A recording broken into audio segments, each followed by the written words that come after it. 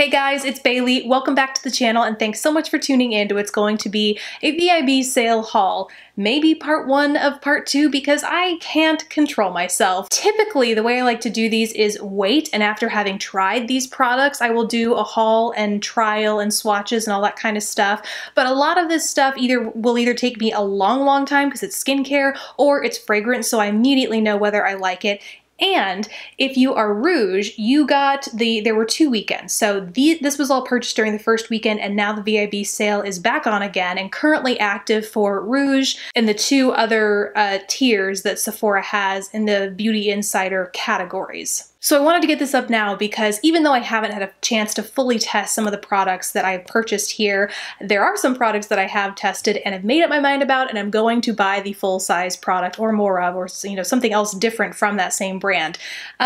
So yeah, I thought it'd be interesting to share this here before the sale is done so I could share my thoughts with you guys in case you're thinking of purchasing these items, and get your thoughts as well on some of the things that I've purchased to see if you have any recommendations yourself. So let's go ahead and dive in. First, products I won't talk a lot about because I've talked a lot about them already on this channel, and I also mentioned them in my sale recommendation video. They are the Detox for Brunettes Dry Shampoo from Drybar. I bought 2 cans because I love this stuff so much, and I'm kind of compelled to buy more cans just because it's my go-to. It's a holy grail dry shampoo for me. Absolutely love it. Next up, I got one of the new Huda Beauty Eyeshadow Obsessions palettes. She came out with a couple of these where they are just 9-pan palettes, kind of curated color collections.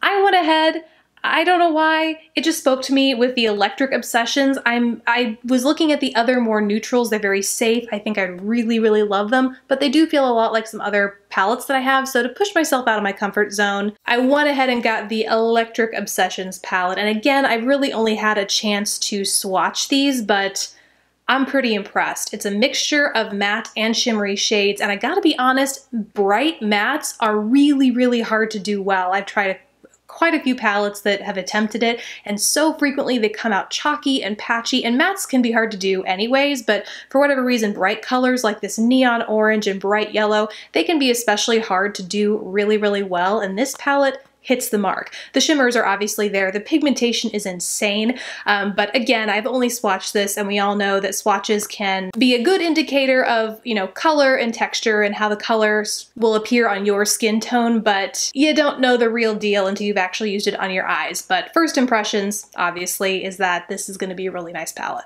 So believe it or not, guys, that is actually where my makeup purchases end. I say that because I was personally shocked myself. Normally, I am all about getting the latest palettes and foundations and concealers, things like that when these sales roll around, but I took a cue from you guys, actually. A lot of you in the comment section of that recommendations video were saying that you were personally going to check out the skincare and fragrances, and so I thought, I have more than enough palettes, foundations, etc.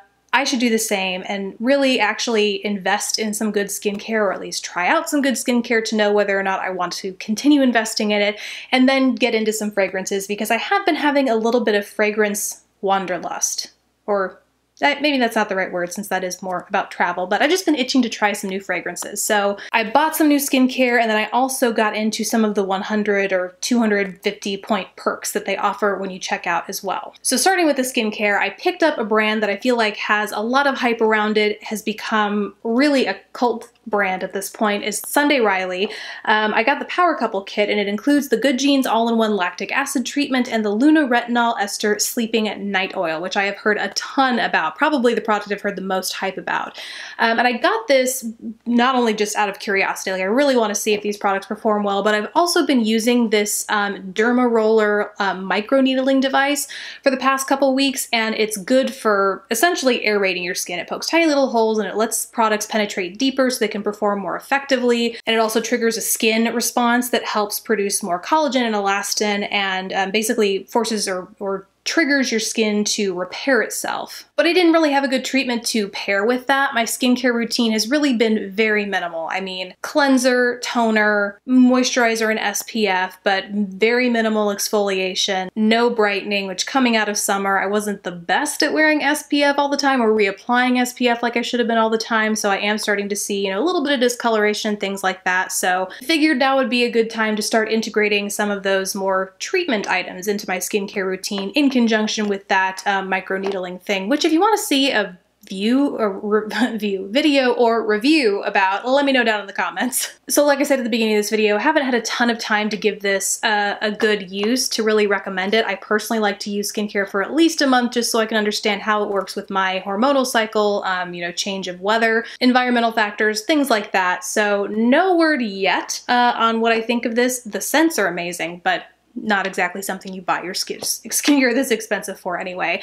And then I also got, as part of a perk, I forget if it was 100 points or 250, but I got the CEO cream as well, which is just a day and night moisturizer. It's this little guy here. Smells amazing, but again, haven't used it enough times to really be able to report back on whether I'd recommend it or not. Speaking of skincare recommendations though, if you have picked something up or if you're going to, I'd like to hear about specifically what skincare items you're going to pick up and why. If you don't mind, just, you know, while that 20% is still out there, I'd love to know in case I need to make another impulse purchase, which I don't, but I might. Alrighty, and last up are fragrances, and this is actually what is triggering me to make another purchase. I picked up some 250 point perks with this purchase, and I really have been liking, I mean, one in particular. I'm still on the fence about a few, and I'll decide, you know, obviously before I make the next purchase, but the Nest Black Tulip I am in love with.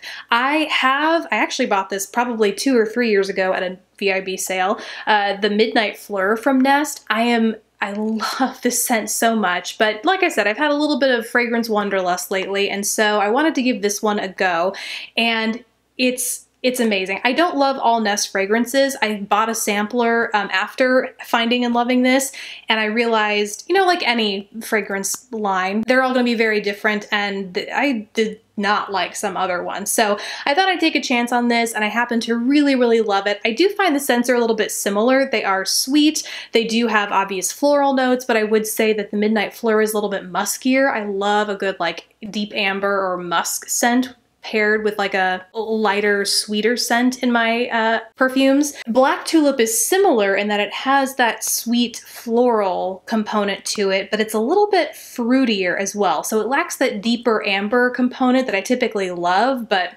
still really like this. So I'm definitely getting a full size of this guy. Then I also picked up the YSL Y fragrance, which was just okay to me. It kind of smelled like a generic fragrance. As weird as that sounds, like nothing was very distinctive to me. It didn't stick out as being very individual. It just smelled like a perfume.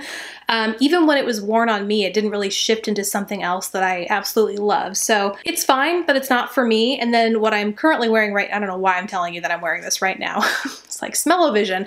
The Tory Burch Belle Azur. This is one I'm still on the fence about. It's very fresh, very light, very unlike anything I typically purchase because it doesn't have that deep amber or musk in it at all. It's more of a spicy, woodsy fragrance, which is different for me, and I think it's why I like it, just because it changes things up a little bit, but I'm not completely sold on it. So that I'm still up in the air about. And that is everything I got. Again, I would love to hear your skincare recommendations or your fragrance recommendations if you have any of those that you love.